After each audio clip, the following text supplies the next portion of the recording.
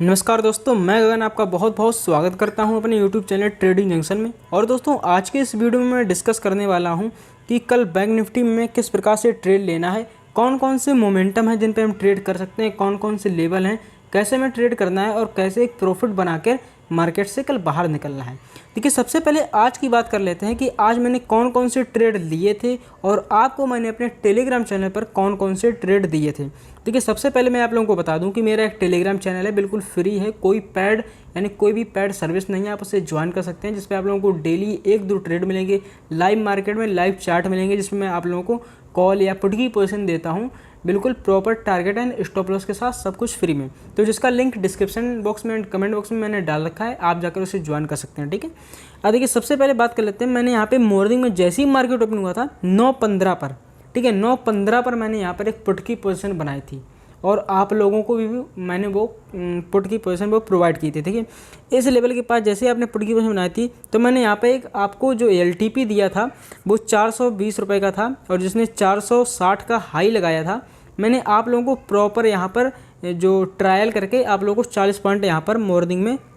Book करवाए थे। ठीक है, और उसके बाद मैंने दूसरा ट्रेड यहाँ पर लिया था प्रॉपरली, और आप लोगों को मैंने दिया था चार्ट, आप लोगों को शेयर कर दिया था, लेकिन मैंने बोला था कि आप इसे ऑब्जर्व करिए, इस ट्रेड को मत लेना, बिकॉज क्योंकि जो क्लोजिंग आई थी, आप देखेंगे जो 5 minute time frame per day high के ऊपर जो क्लोजिंग आई थी वो इतनी ज़्यादा दूर थी, यहाँ पर रीटेस्ट करने नहीं आया, तो यहाँ पर SL है वो थोड़ा बड़ा लगा, तो इसलिए मैंने ये ट्रेड खुद लिया था और आप लोगों को ये ट्रेड नहीं दिया था। तो इसमें लगभग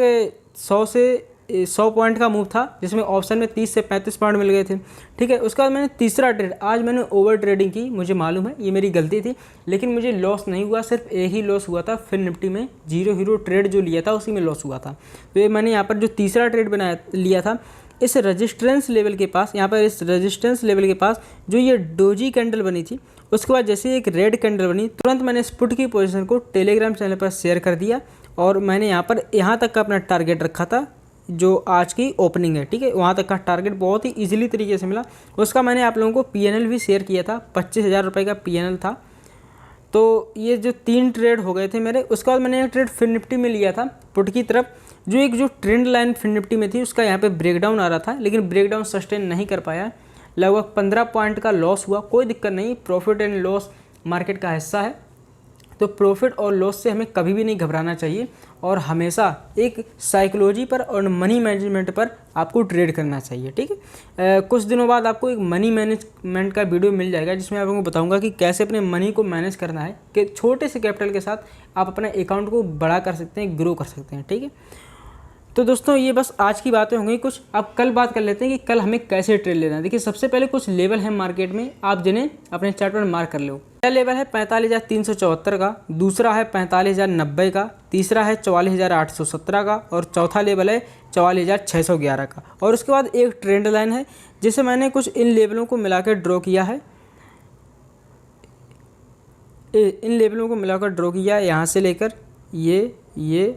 और ये ट्रेंड लाइन का सपोर्ट ले रहा है मार्केट, यानी कि बैंक निफ्टी ट्रेंड लाइन का सपोर्ट ले रहा है। ये 5 मिनट टाइम फ्रेम का चार्ट है, और उसके बाद इसका जो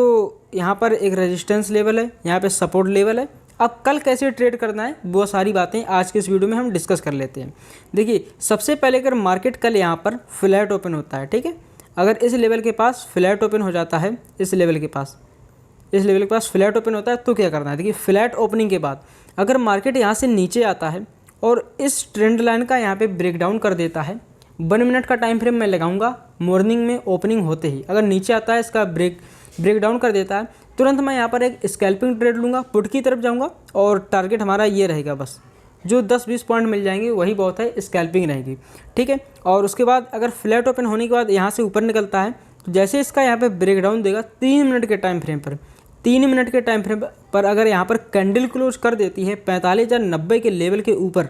तुरंत मैं यहाँ पे एक कॉल की पोजीशन बनाऊंगा, और अगला टारगेट मेरा जो अगला रेजिस्टेंस एरिया है 45,374 वाला, ये रहने वाला है। ठीक है,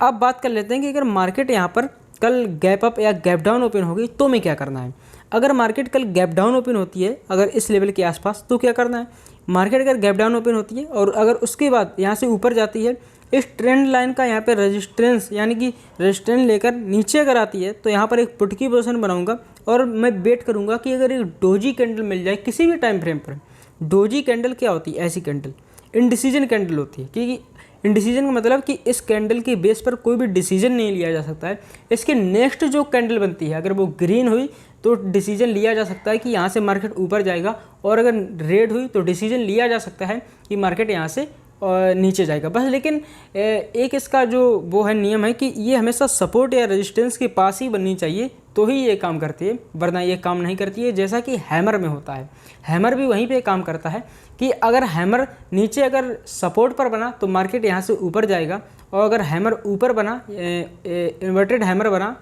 रेजिस्टेंस लेवल के पास तो वहाँ से मार्केट नीचे आएगा। तो कुछ ऐसा ही यहाँ पे डोजी कैंडल करती है। तो अगर मार्केट यहाँ पर देखिए, अर्निंग के साथ साथ लर्निंग बहुत ज़रूरी है। मैं कॉल तो आपको प्रोवाइड कर दूंगा, लेकिन हर वक्त मैं आपके पास नहीं रह सकता हूं, ना आप हर वक्त हमारे चैनल के साथ जुड़े रह सकते हैं। तो आपको खुद से भी सीखना होगा, खुद से भी ट्रेड लेना सीखना होगा, ठीक है। अगर मार्केट यहाँ पर गैप डाउन ओपन होती है और उसके बाद यहाँ से रेजिस्टेंस के पास जाती है, वहाँ से फिर से नीचे आती है, तो इस लेवल के ब्रेकडाउन यानी कि जो कल का जो डे लो होगा, ठीक है, तो वहाँ पर उस डे लो और ये जो हमारा 44,817 वाला लेवल है, इसका जैसे ही ब्रेक डाउन होगा तब यहाँ पर मैं पुट की पोजीशन बनाऊंगा, ठीक है।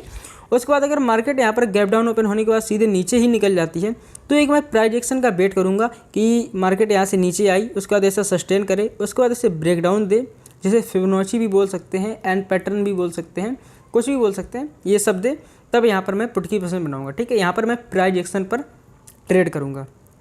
अब बात कर लेते हैं कि अगर मार्केट गैप अप ओपन हो जाती है इस लेवल के आसपास, क्योंकि बहुत सारे यहाँ पे ट्रेडर्स हैं अपनी नज़र बना के रखे हैं कि मार्केट ऊपर जाएगी 2 से 3 दिनों से, मतलब मार्केट एक ही लेवल में यहाँ पर होल्ड है, ठीक है।